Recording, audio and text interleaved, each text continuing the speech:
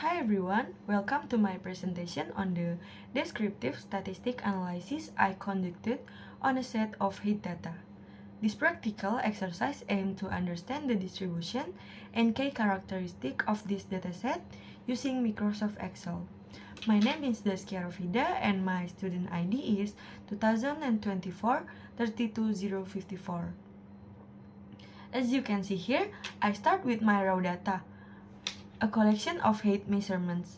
While the specific source and units aren't explicitly stated in this view, the process I follow is generally applicable.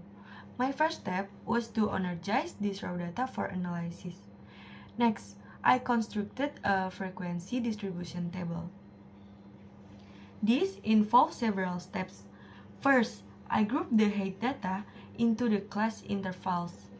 You can see these intervals listed here. The choice of these intervals is important for a clear representation of the data spread. Then, I calculate in the frequency for each class interval. This is simply the count of how many data points fall within each specific height range. For example, I can see that a certain number of individuals fall within the centimeter range, and so on. Excel's countif function is very useful for this function. To understand the relative proportion of each height group, I calculate the percentage frequency. This is the frequency of each class divided by the total number of data points, multiplied by 100.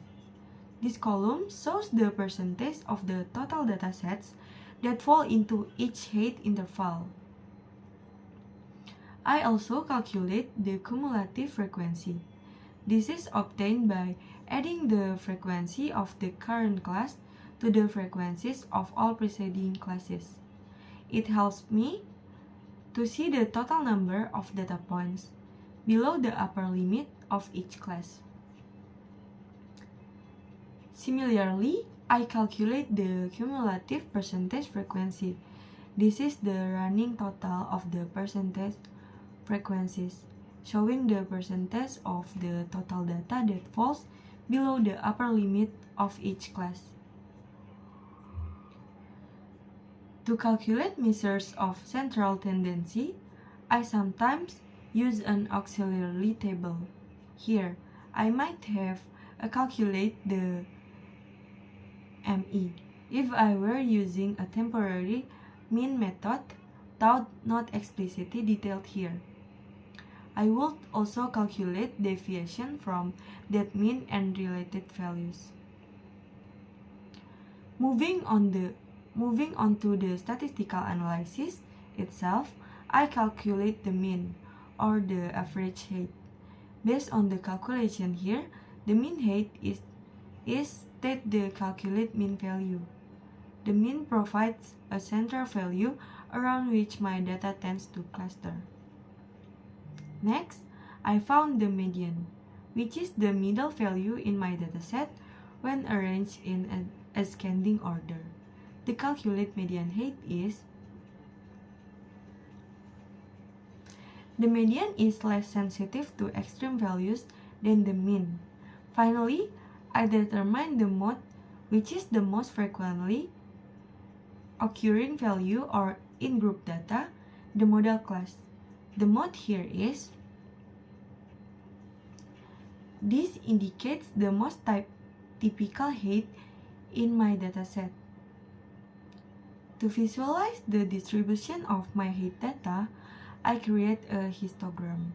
As you can see in this bar chart, the horizontal axis represents the height class intervals, and the vertical axis represents the frequency of each class. The height of each bar shows how many data points fall within that specific range. This gives me a clear visual representation of the data's distribution. Whether is symmetrical, skewed, etc. I also generate a pie chart based on the percentage frequencies. Each slice of the pie represents a different hate class, and the size of the slice corresponds to the percentage of individuals in that class. These types of chart helps me to easily compare the proportion of each hate group relative to the whole dataset. In conclusion, by constructing a frequency distribution table, calculating k-statistical measures like the mean, median, and mode, and visualizing the data with a histogram and pie chart, I've gained a good understanding of the distribution and central tendencies of this hate dataset. This analysis provides valuable insights into the characteristic of the population from which this data was collected. That concludes my presentation on the descriptive statistic analysis of my hate data. Thank you for watching. Bye guys.